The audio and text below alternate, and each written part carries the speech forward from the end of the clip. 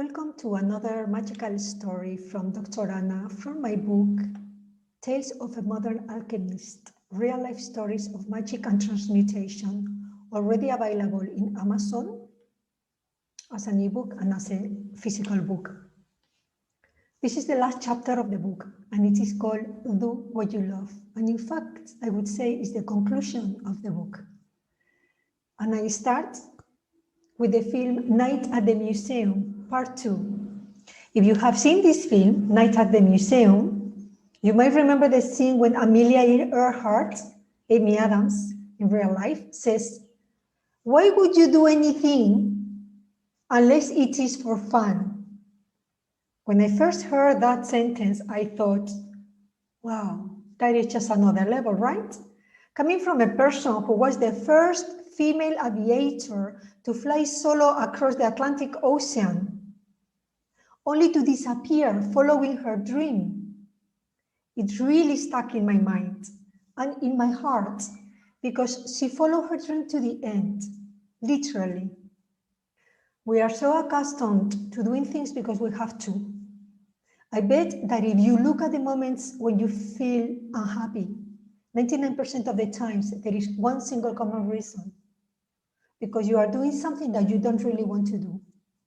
I have definitely observed myself in those sadly too abundant acts of blatant self-sabotage.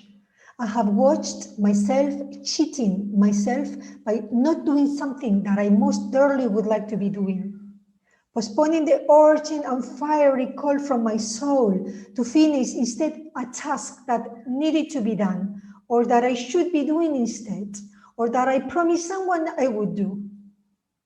But in doing so, I know that I have taken away a moment of brilliancy from my life, and I have robbed myself from a glorious moment of inner peace, from feeling the intense satisfaction experienced when we tap into the power of our present time. And so we continue to refuse to receive the gift of love from the universe, hidden in those small sparks of inspiration, with the excuse that we need to survive, or that someone has power over us, or that we owe it to someone, thus settling for guilt-induced mediocrity, and at that moment, and the next, and the next. But these days, I'm starting to catch myself in those moments. I have made the decision to make them fewer and fewer. Rather than forcing myself to finish a task by working harder at it, I actually stop and feel whether I could be doing something more constructive with my time in terms of joy and happiness. As to say, to follow my intuition or guidance at that moment. And little by little, I am succeeding at redirecting my destiny in many noticeable ways. If the task feels heavy and it can be postponed, I postpone it. I stop to feel what other task I really could be doing that would make me happier, or what other task I would like to be doing. I try to do less and slow myself down. And as I go along my day, I allow the hectic ripples of stress to settle. A stress produced by some unknown, subliminal, but gripping fear, and which provokes uncontrolled surges of activity. The resulting effect can be compared to that of racing storming waters, settling peacefully onto a smooth pool of quiet, transparent waters, where the universal guidance can be reflected.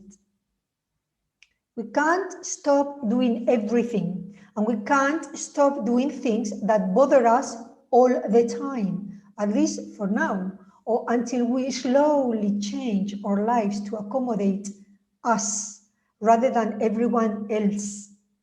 But we can start making small choices about the not so important tasks, thereby creating a focus and a momentum, a gap in unwanted activity, with the intention to move our lives backwards, back to their origin, when we were children and our attention was absorbed by playing, learning, understanding the world around us. Like the Tao says, the most important part of the home is the space between the walls. The most important thing in our overly structured lives is the space inside ourselves. Otherwise, it wouldn't be a home, but a huge block of cement. But our lives are not cement blocks in which nothing happens inside and which are heavy to carry. And if we do not create empty gap moments of meditation, contemplation, pondering, and proactive creation to recenter ourselves, we will struggle forever. If we don't give ourselves from the pool of life that we were individually granted, and we spent all our energy giving it to others because of contracts we signed and arrangements we made, we can only feel some vague pleasure, which we call well-being and security. But either way, it is all an elaborate excuse so as not to become the bigger version of ourselves. And this is not the way it was meant to be. We can either die doing what we love, like Amelia Earhart, or we can die anyway, and not having even noticed that we never truly loved. Thank you so much for watching. Thank you so much for paying attention to my Tales of Modern Alchemist. I have all the links in the text box. If you have any questions, you can find me in Instagram, WordPress, Amazon, or even YouTube. See you next time.